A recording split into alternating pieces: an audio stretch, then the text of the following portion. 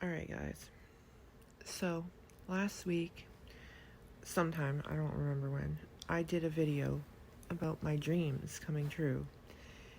And I was dressed like this. And some people decided to slander and lie and say that I'm naked.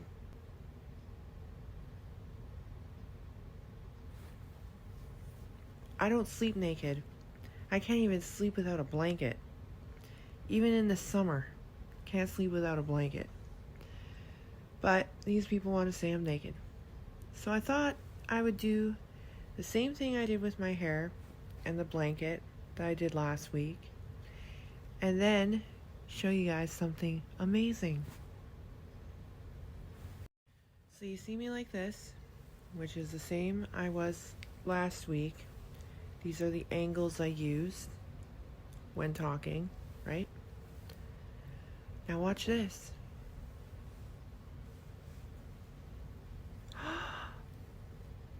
A night dress.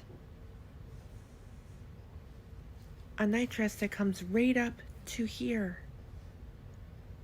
The only problem is that I don't feel it's appropriate to just talk in a night dress like this. Usually I would be dressed, but it's Saturday, so why would I want to get dressed early on a Saturday?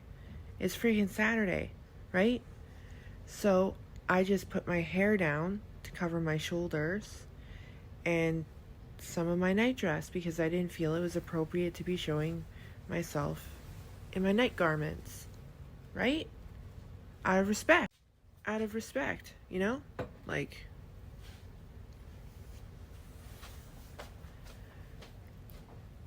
so yeah, just wanted to show you guys that these people are literally insane. And all they want to do is slander. Lie. Talk about me. A bunch of things that ain't true. My hair is very fuzzy after I wash it. I'm very sorry. It's very fuzzy. Anyway, this is exactly what my hair looked like last week when I did the video. These are the angles I used because I didn't want you guys to see my shoulders and I didn't want you guys to see my night dress, so I did certain angles to hide it. Ain't naked. I would never be naked on video. Never. And the only time that I did do like partially naked because I was in a bathtub and you couldn't see anything anyway, but still I was naked, just not showing my nakedness, was when I used to do bath rituals, and I don't do those anymore. I only did it twice, so and those videos are long gone now. I got rid of them. Anyway, the point I'm trying to make here is there are some crazy people in this world with stupid ideas in their head, and they'll take an image of me just like this, hair down, blanket, and say I'm naked.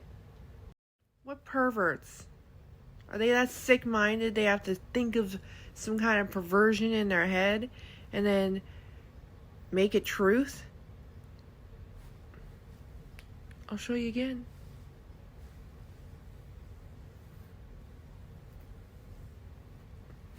Ain't naked. And this is exactly the same night dress I wore last week. I do laundry three days a week. Therefore, I switch my night dress 3 times a week. And this one lands on Saturday. It's one of my favorite ones because I like the daisies.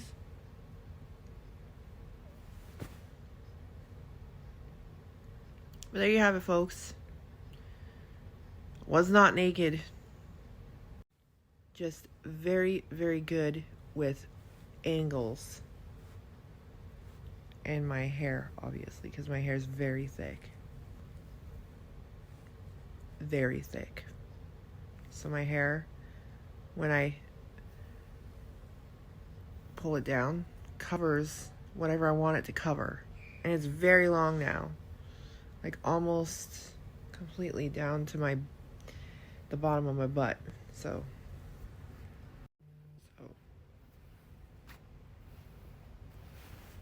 but this is all I did last week. Pull my hair down, pull my blanket up like this. Stupid phone. Anyway. This is all I did last week. Fixed my hair like this, pulled up my blanket, and did a video. Just like this. Doesn't mean I was naked. I was just trying to be very appropriate. Angles.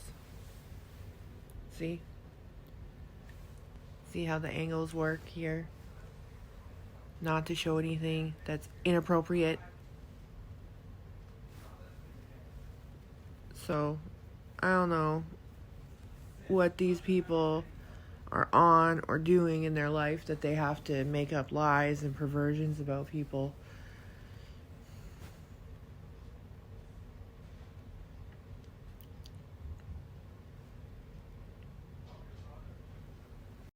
And another thing that they have a problem with is that my hair is going gray.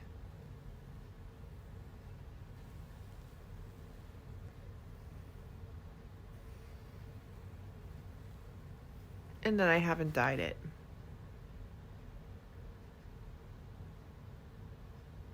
I'm sorry, there are way more important things to buy with my money than $12 worth of hair dye. I just don't need to dye my hair. It's not a priority. My priorities are feed my kids, feed my husband, and then with the rest of our money, pay our bills, make sure that everything's running smoothly. Rent, obviously. And then after all our bills and rent and food, whatever little bits left, we use to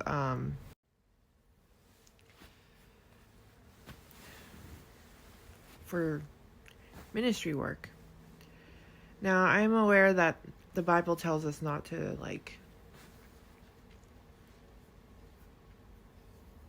do things to be seen of men, so that's why I don't film or take pictures of me going out and doing things for homeless people and things of that nature.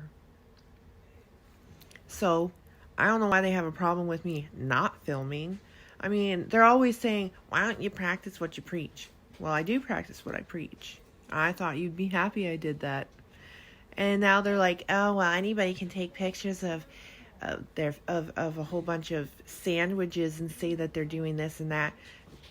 Who would do that? Who would waste all that food?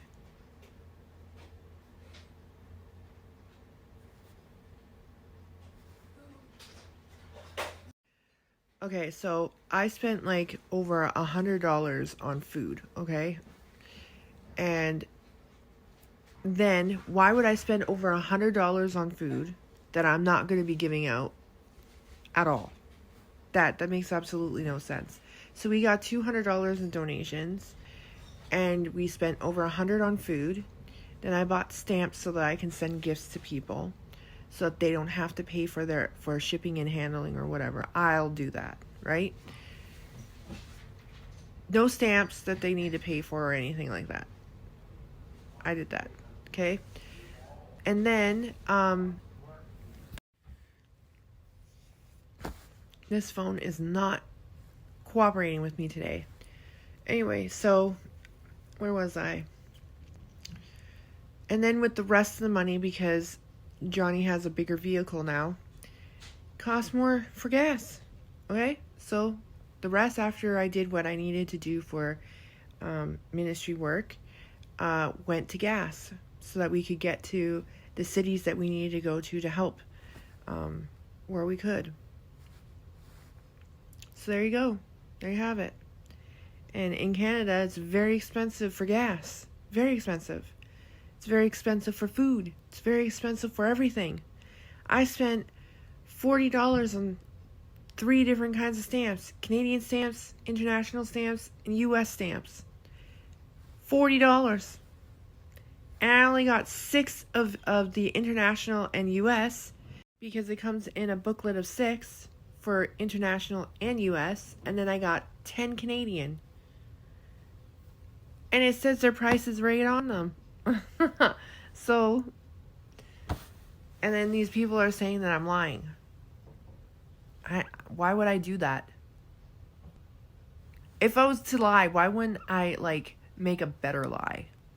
Like, say, oh, I donated this to this person, and I went out and gave out all this money and gift cards, and blah, blah, blah, blah, blah. Why wouldn't I do that if I was to lie? Oh, and we gave out this many blankets and that many jackets and socks and whatever they needed.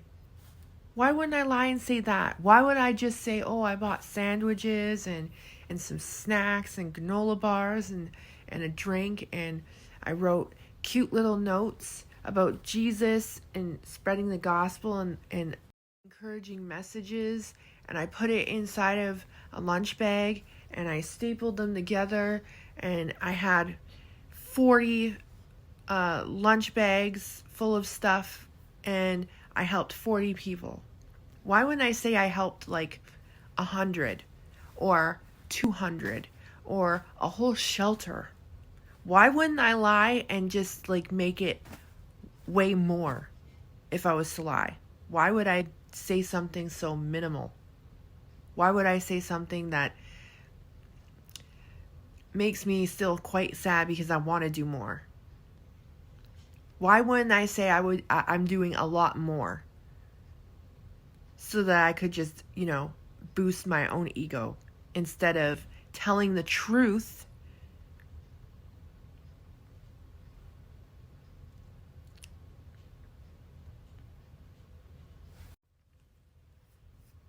Why would I just tell the truth and risk looking like I'm not doing enough?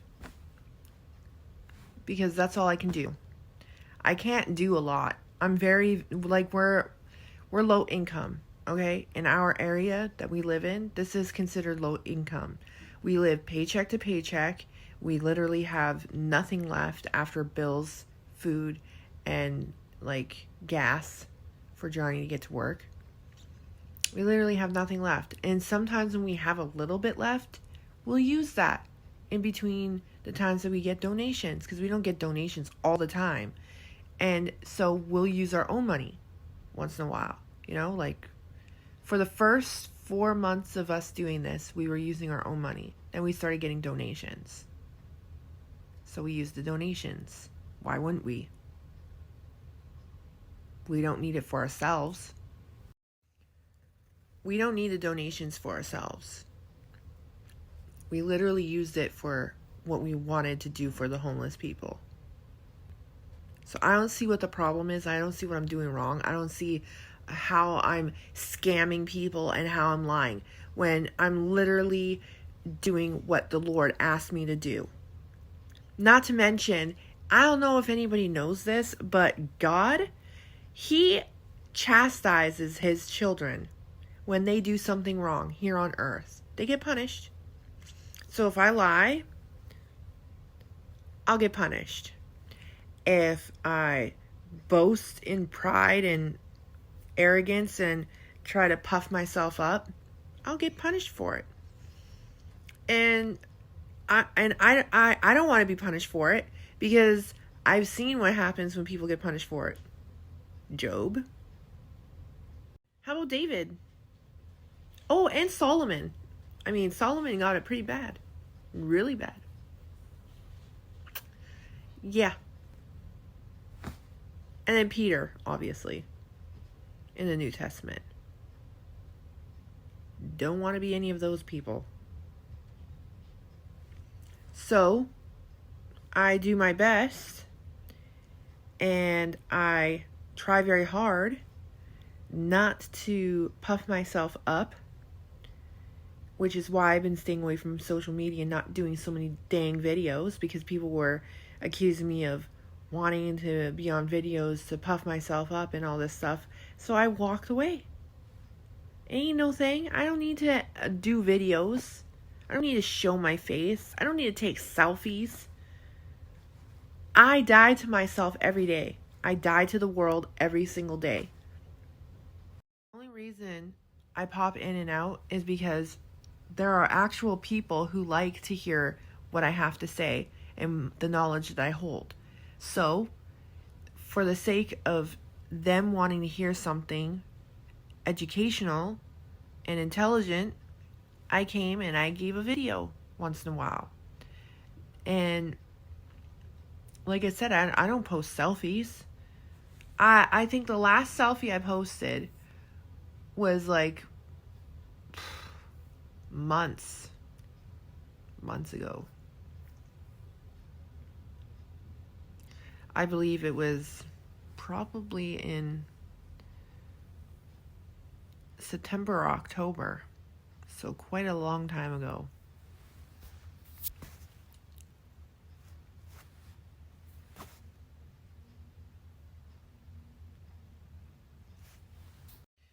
Now, I know everybody saw before I got banned from Facebook.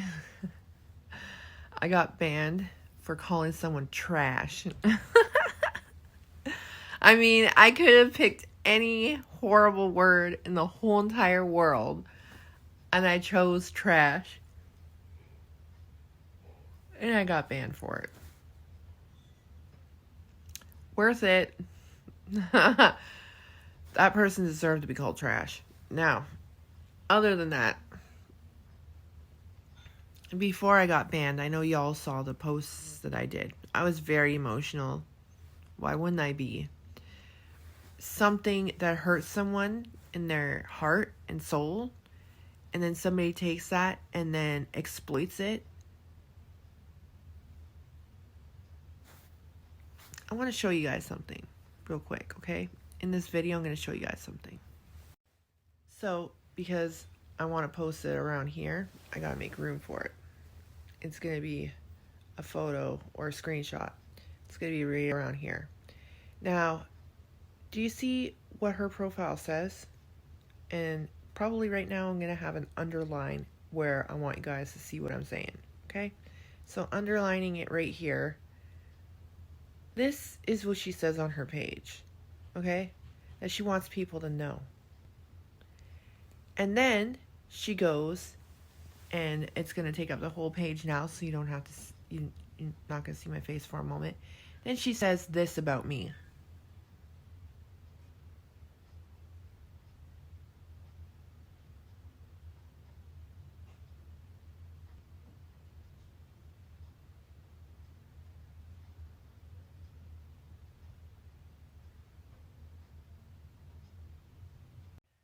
So, this does not tell me that she believes in this.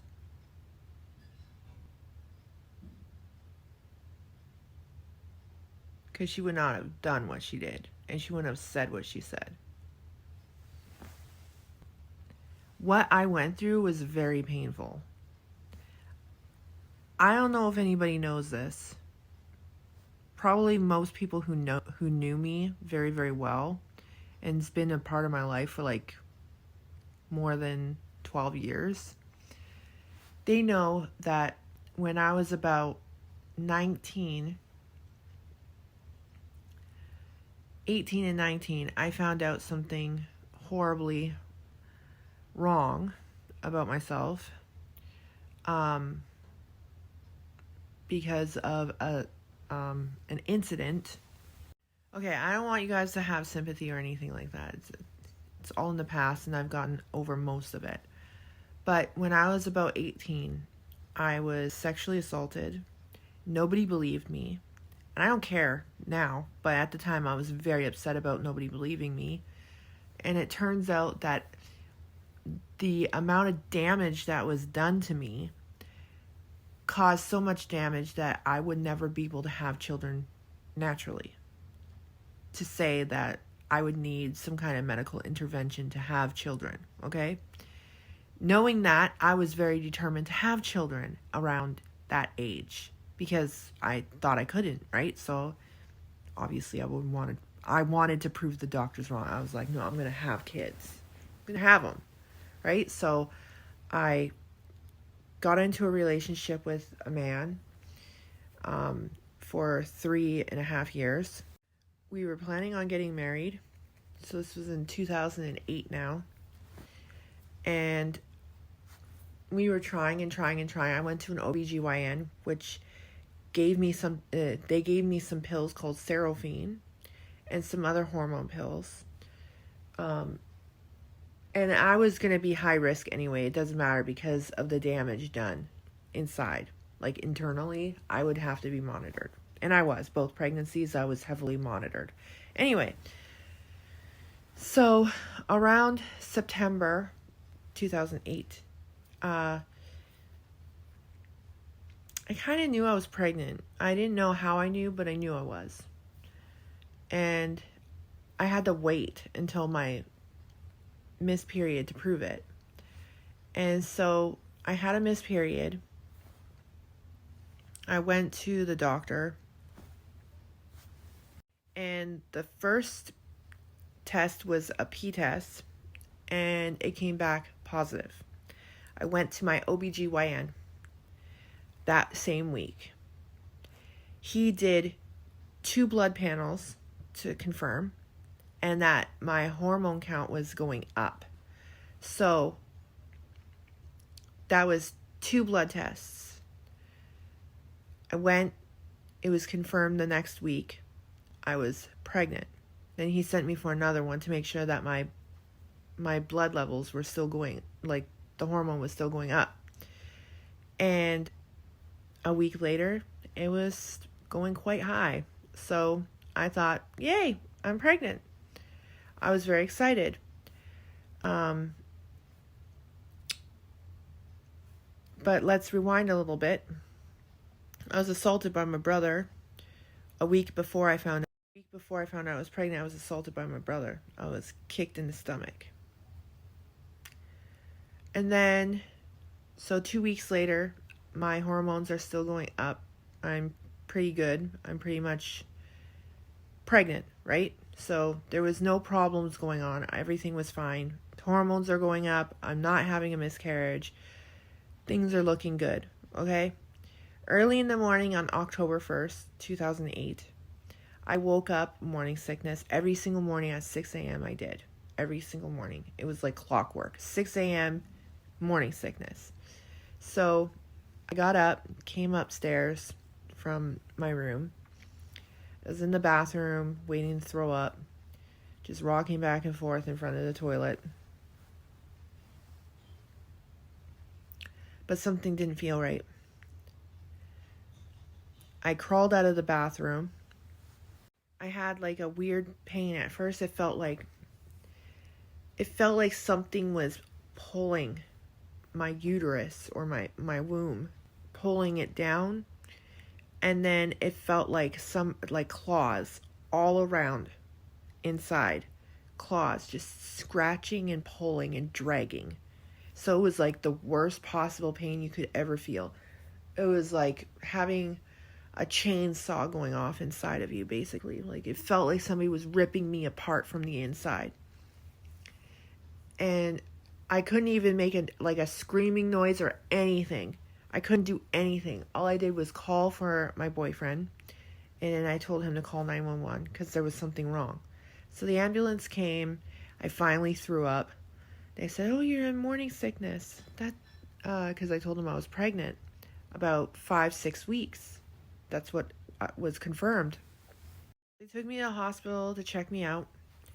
I was there about 6:30, 7 o'clock in the morning.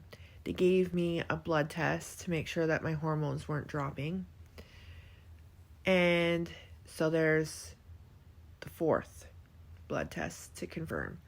And they said, "Oh, yes, you have very high hormone count. You're very pregnant." That's what the nurse told me because I was worried. I kept saying, "Is the baby okay? Am I okay? And she's like, your hormone count is very, very high. That's good. That means that you're still pregnant and that you're not having a miscarriage. And I said, good, right? I was very happy. Then they sent me for an ultrasound. And during the ultrasound, they first checked the baby. And I asked the technician, because she was showing me the monitor, and I could see, basically. And I saw this on my womb, and then I saw something very small in my womb. And I said, is that my baby? And she said, it's about the right size for 5 to 6 weeks. Yes, that's normal size for the fetus. And I said, can I have a picture? And she said, we don't do that here. I said, okay.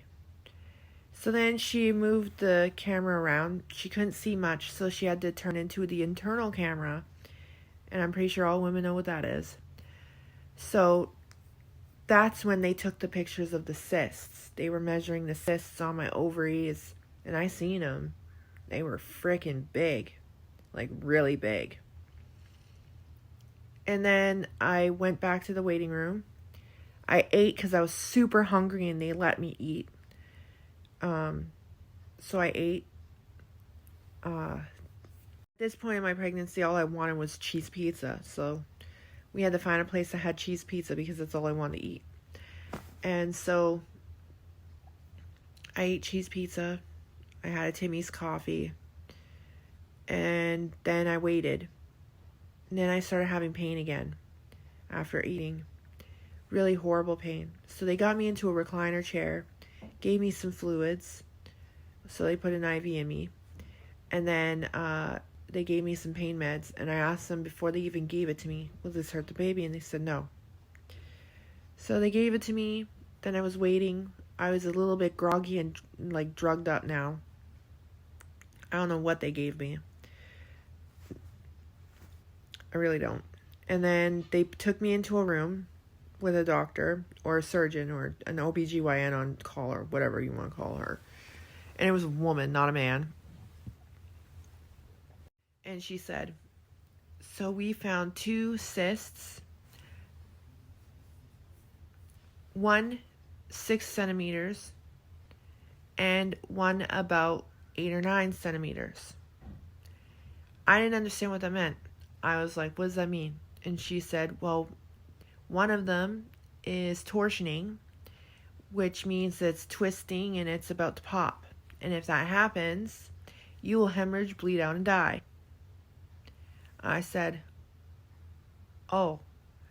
And she said, yeah. So we need to do surgery and take them out. I said, okay. And she said, but we have to terminate your pregnancy to do it. And I said, why? And she tried explaining it to me, but like I said, I was drugged up, so I didn't understand what she was saying. I said, no, you're not terminating this pregnancy. Nobody even knows how long it took me to get pregnant, right? It took me a long time. And I was like, no, I'm not terminating this pregnancy. This baby is staying where the baby is at. And she said, I don't think you understand. And I said, I understand that there's a baby and I'm not killing a person. And then she got very upset with me. And she yelled in my face. She said, listen, we did an ultrasound. There is no baby in you. We need to go in and terminate this pregnancy and take those cysts out, or you will hemorrhage, bleed out, and die. I said, if there's no baby, why do you have to terminate the pregnancy? And she said, because you have a yolk sac growing in there, and we need to remove it. Well, as far as I know, yolk sacs don't grow unless you have a baby. Even with a phantom pregnancy, no yolk sac. And it wasn't a phantom pregnancy because my hormones were going up, not down. So I don't know what the hell she was trying to tell me, But I knew there was a baby in there. I saw the baby. The technician saw the baby. The technician even told me that it was normal size for 5 to 6 week gestation pregnancy. And that was before I was drugged up, so they can't say that I made it up in my head. Anyway, so she yelled in my face. I didn't know what to do. I was drugged up. I was confused. I was scared. So she gave me paperwork to sign. And so I signed the papers. So technically I did confess. So technically I did consent under duress and coercion. So I signed the papers. They did the DNC, which is what it's called. They did the DNC. They removed the cysts. And then I was laying in the hospital bed after it, and I was very depressed. And they sent me an abortion counselor to talk to me. Why would they do that if there was no baby? Why would they do that if there was no pregnancy? Why would they send me an abortion counselor? That makes absolutely no sense in my head at all. But that's what they did. And so I was depressed for a long time, almost 2 years. I broke up with my boyfriend. I couldn't, because he tried convincing me there was no baby because they convinced him that there was no baby. And I could not stay with somebody who would allow somebody to kill our child. So I was like, no. We ended up breaking up. And other reasons. He cheated on me with a man. But that's besides the point. Mostly it was because of him trying to convince me the same things that the doctor was convincing me of when I saw what I saw. And nobody could tell me any different. But I remember that the counselor that they gave me kept in touch with me this whole time to make sure I was fine for almost 2 years. And the counselor told me that maybe I would feel better if I did a memorial. She explained that I should buy a pretty box and put in there all the things that I bought for the baby. Give the baby a name and a gender so that it's more real. And then close the box, tie it up, and then bury it. And say my goodbyes. Write a letter for the baby. So I did. I did all those things. And I placed it in the backyard. I dug a deep hole, like 2 feet. Put the box in and I buried it. Then I put a little flower on top, fake flower from the dollar store. So I knew where to go. And I would go out there every single time I thought about the baby. I would go out there and I would talk to the baby. And it did work. It was making me feel better. But then one morning, after about a week, I found it vandalized.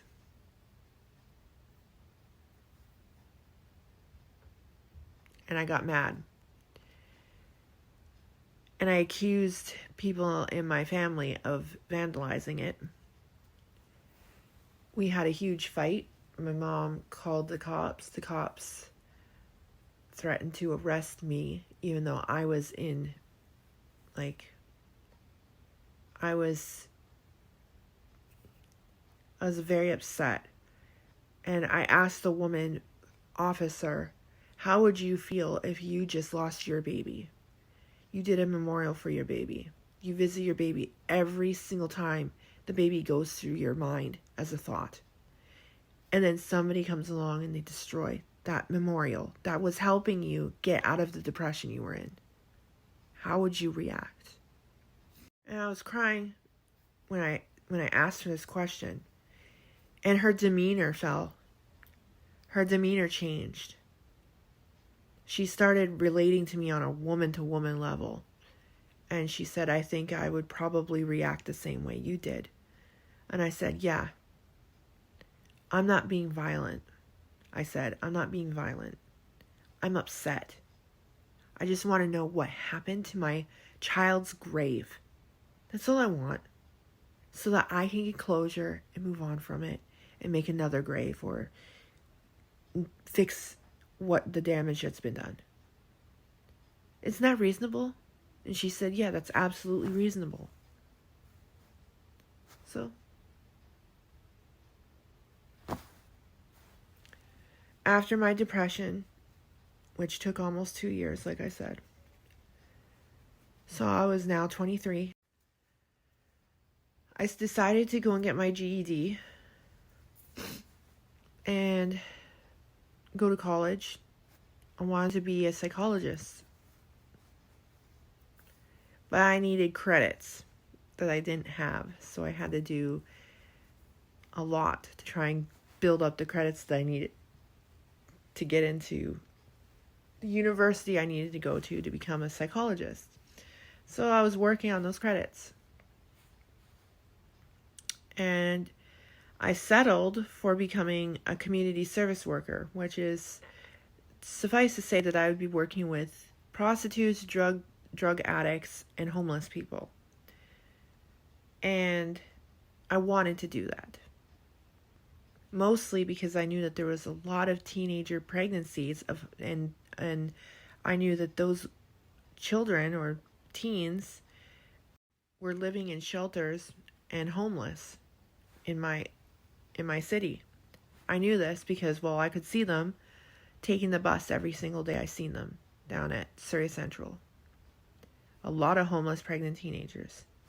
So I wanted to help. So I took a course at CDI College to become a community service worker. That was the title. But technically, it's a fancy way of calling me a outreach counselor, street counselor, okay? And while I was taking this course, I was almost done. I only had my final exam, and then I would have been certified.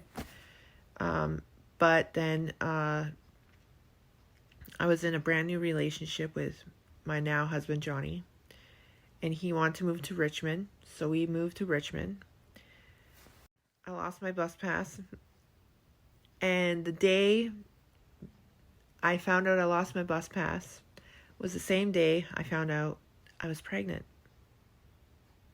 for a second time with my now child, Logan. So this was in 2011, okay? December 2011, I found out I was pregnant. So, around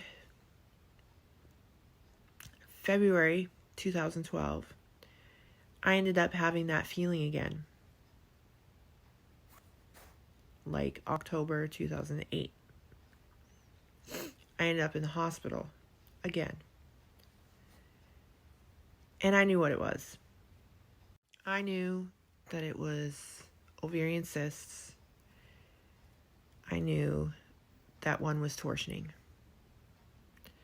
So I waited, and my OBGYN that would take me on and be my OBGYN for the remainder of my pregnancy with Logan, Dr. Sarah Monahan.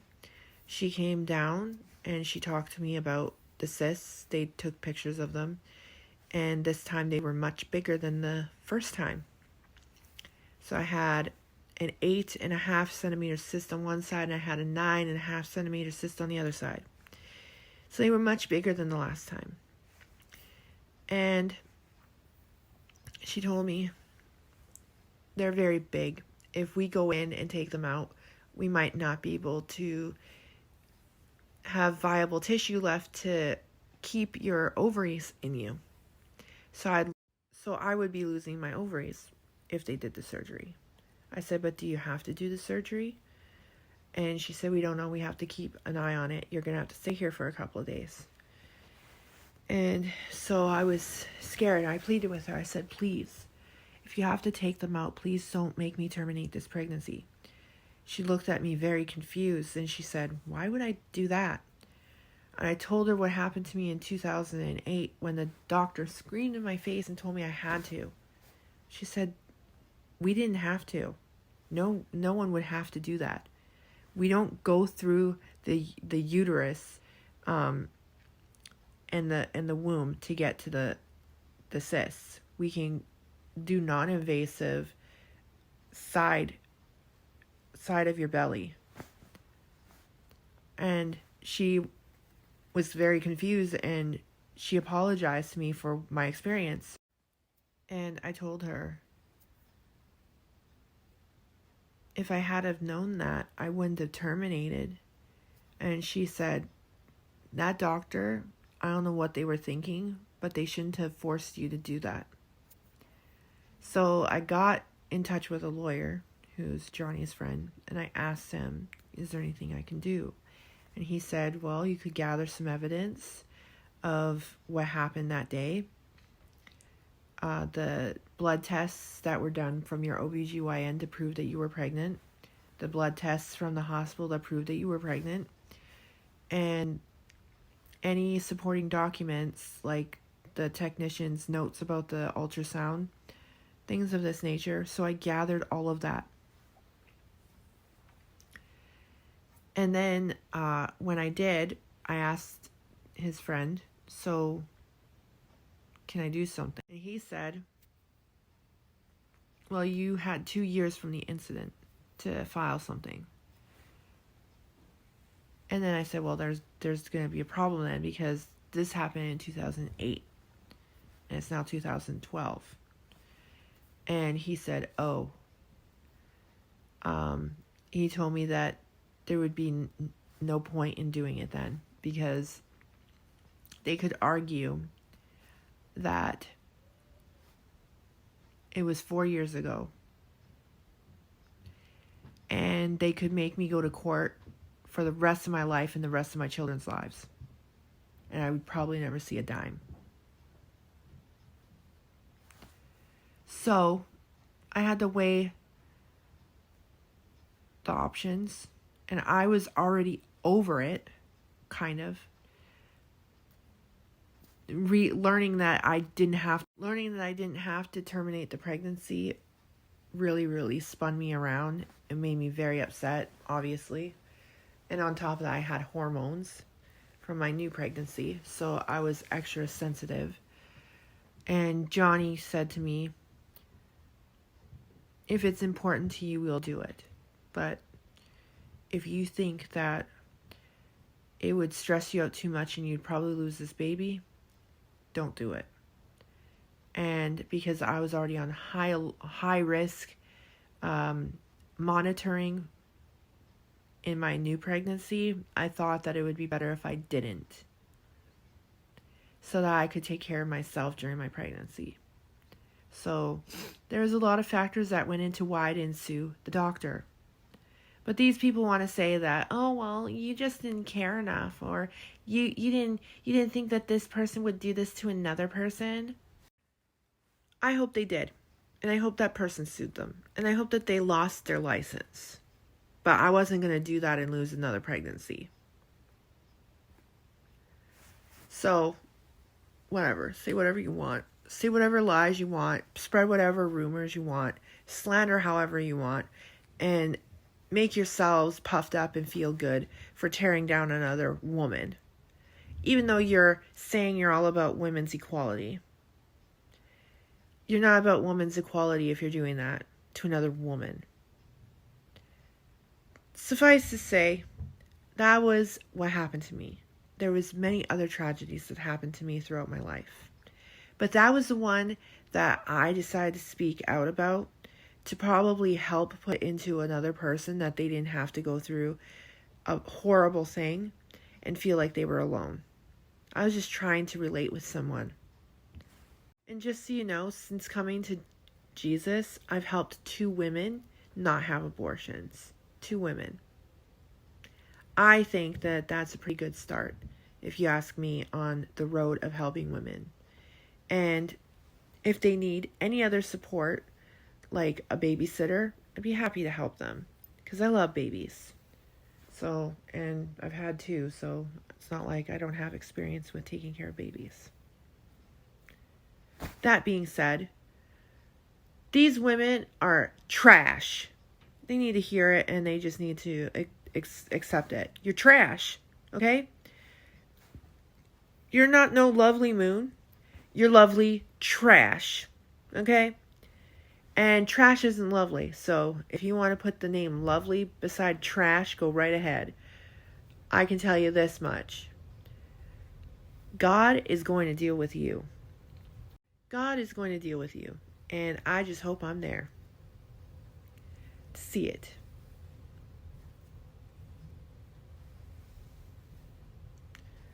God doesn't like evil people. He's angry with the wicked all the day long. My Bible says that wicked and evil people who do what this woman did, they have their reward. So I just hope I'm there to see when they reap what they sowed.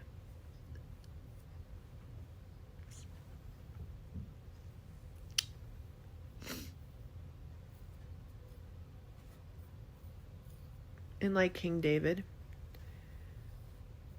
Selah.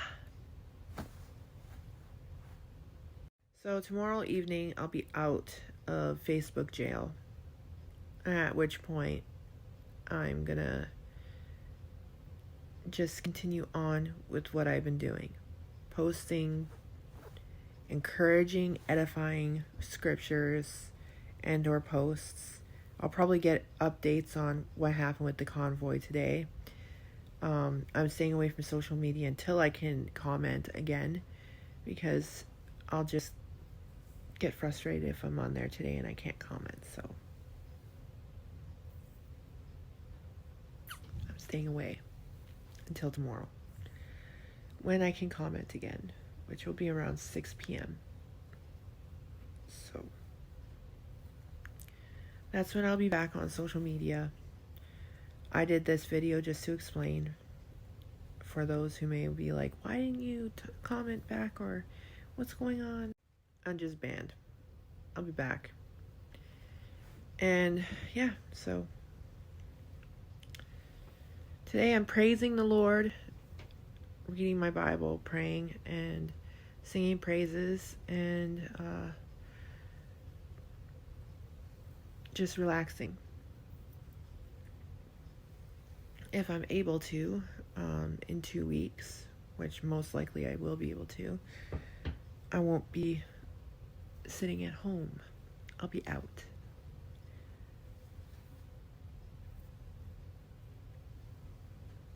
In the streets, helping where I can. Anyway, guys, that's all I wanted to say. And I guess I outed what I've been doing, because I was supposed to wait for the Lord, but I guess this was what the Lord had planned. We started a type of ministry of our own, where we're helping people on the streets. And that was our choice to do. We wanted to do something now. We knew that there are a lot of people who don't know God and Jesus. And so we thought, why don't we go to them? Since we can't get what we need from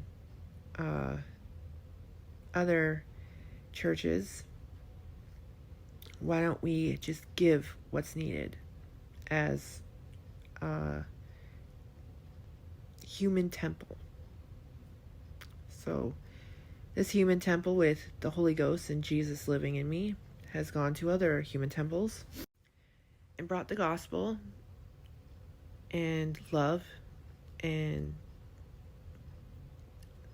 the light of Christ, and we have seen such amazing work done just in the 5 months that we've been doing it. So we're going to keep going, because We love seeing the look in their eyes when we talk to them like they're human and not like less than human. You should see how much they light up. And I even heard, and this is why I didn't film or do any photoing, one of the ladies that we helped, which was a prostitute, she said, "Oh, they've been here as often as they can come. I see them here sometimes every weekend, and then not for a couple of weeks. But they don't film like those other people." Her friends that she was hanging out with were weary about me and my husband, and she vouched for us. She said, "No, they don't have cameras. They don't have cameras. Come and eat with them." So there you go. They don't want cameras. They don't want pictures. So why would I degrade them like that and make them feel shame and guilt? Why would I do that? That's quite literally cruel and cold-hearted and heartless. And I have a heart, and I'm not cold, and I'm not cruel. So I didn't go with a camera, not even in the beginning. We decided Matthew 6, 2 through 4 was enough for us to know that we are not to film or take pictures.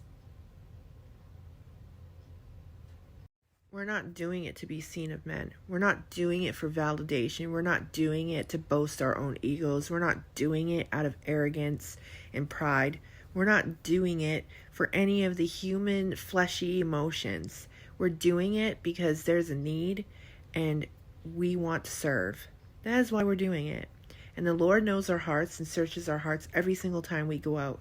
And He knows exactly our intention in what we're doing. He knows what we're doing and that I'm telling the truth. He knows every single step I take, every single word I say. He knows every single hair on my head. And that's all that matters to me.